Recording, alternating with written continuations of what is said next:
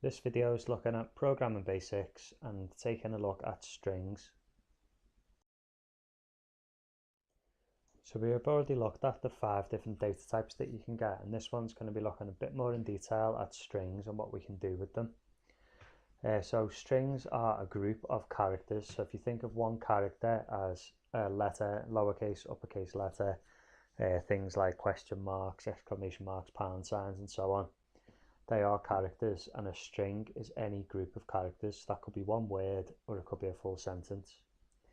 Anything that is written with speech marks or quotation marks, they are a string. So using this example, string 1 equals, hey, I'm a string. Because it's in quotation marks, that is a string. Then if we print it out, we can print out directly except everything that's in those quotation marks. We have already mentioned concatenation in another video, but if we just have a little recap, concatenation is basically joining more than one string together. So this is often done using the plus operator. If we take a look at this little example, we've got 2 strings here that we're going to join together. So we have string 1, my favourite actor is, and then string 2, Arnold Schwarzenegger. So the final output is string 1 plus string 2. That is going to take whatever value is assigned to those 2 variables and join them together.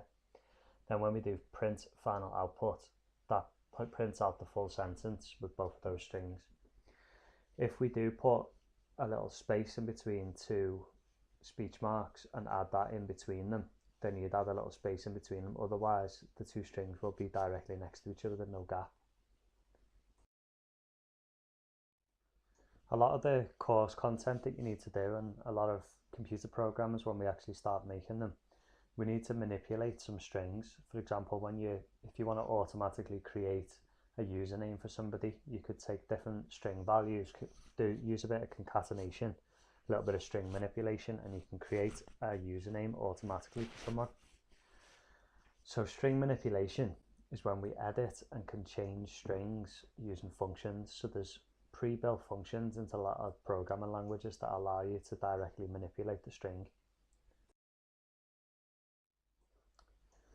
So with string manipulation, the most common operations that you're going to look at during this course are being able to convert something from uppercase to lowercase, and the other way around as well, and finding out the length of a word. So or any string really, could be the full sentence, extracting one particular character, creating a substring, which is extracting a number of characters from a string, and splitting up strings, so splitting up a sentence into separate words, or splitting up one word into separate characters, and so on. At the bottom, you can see a lot of the Python kind of syntax and pseudocode syntax for these kind of string manipulations. Now we're going to look at those a little bit more detail, and since Python is the language that most people seem to use for this course, that's the way we're going to look at them. So the first thing we're going to look at is extracting characters. Sometimes you might want just the first letter or maybe a substring of characters, so we just look at the first letter for now. A string can be broken into separate characters. So if we use the word turtle as an example, you can access the first letter by looking at the number 0. So in every string, each character is numbered and it starts from 0 every time. So the first letter is always 0. That's very, very important, because when you're doing your code, you might think, oh, the first letter is going to start from 1. It's not, it's going to be the second letter along, so you're going to make a mistake if you do that. So you've got to remember that the first letter is going to start from 0. So when you know that the characters are numbered, we can begin to look at how to access one particular character or a group of characters. In this case, we're just going to take the first letter. So in Python, word would be equal to turtle. So the word turtle has been assigned to that variable word. So then when we use the print function, we can print out that variable word, but in square brackets, put the number of the character that you want to extract. So in this case, we're just going to put 0 in, and that will output the first letter, which is a capital T. So when it comes to wanting more characters than maybe just one, we can call this a substring. So you can create a kind of separate variable or a separate string, if you like, by extracting certain number of characters from the original.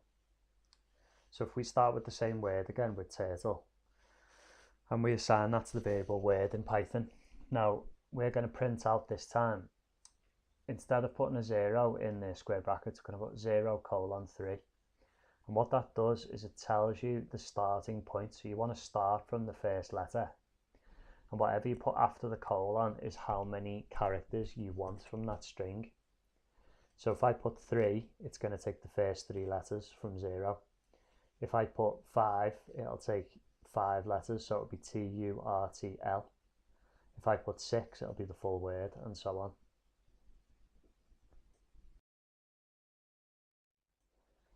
So there's a few more operations that you can look at. Basically anything that you put before the colon is where you want to start from. If you leave the area before the colon blank, so you just put :3, that will just assume that you want to start from the beginning. If you put 3 and then a colon, it's going to assume that you're going to ignore everything after those first 3 characters. So in this particular case, if we look at the word turtle, you put :3, that assumes that you want to start from the beginning and count the first 3 characters, which are T, U and R. If you look at 3: it's going to basically assume that you don't want the first 3 characters, so it's going to ignore T, U and R, and it's just going to start from there. So it's going to do T, L and E. Another function that we can look at is to work out the length of a string. This is really useful for certain programs, particularly if you start using loops. You could say, for example, you use a for loop, which is a count controlled loop, so you've got to know how many times you want to do the loop. But sometimes you need to do it until you've got to the end of a string or until you've got to the end of a word. So you could find out the length of the word, and that will substitute the number of times you want to do a loop. So a length of string is basically used to tell the numbers of characters that are actually in that string. So if we stick with the same word again, but this time you do len word, that's the Python code for working out the length of an actual string.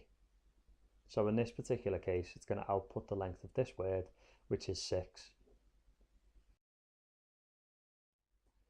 So sometimes you might want to split up a string. So you might want to take a full sentence and split it into separate words, for example.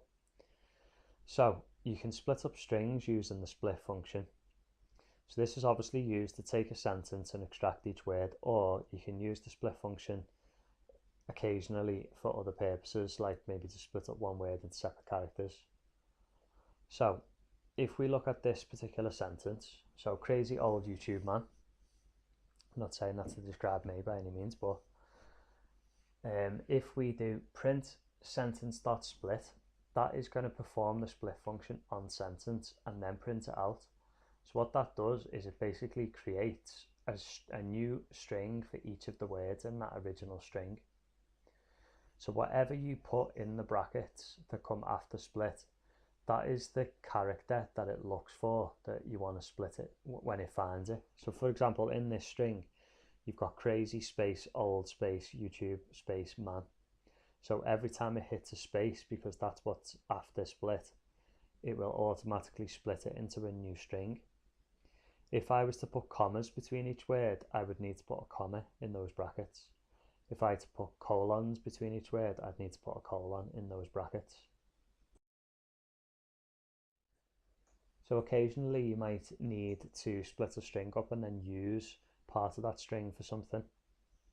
So you can split up a string, and once it's split up, you can access each word or each letter individually. So if we look at this example, sentence equals crazy old YouTube man.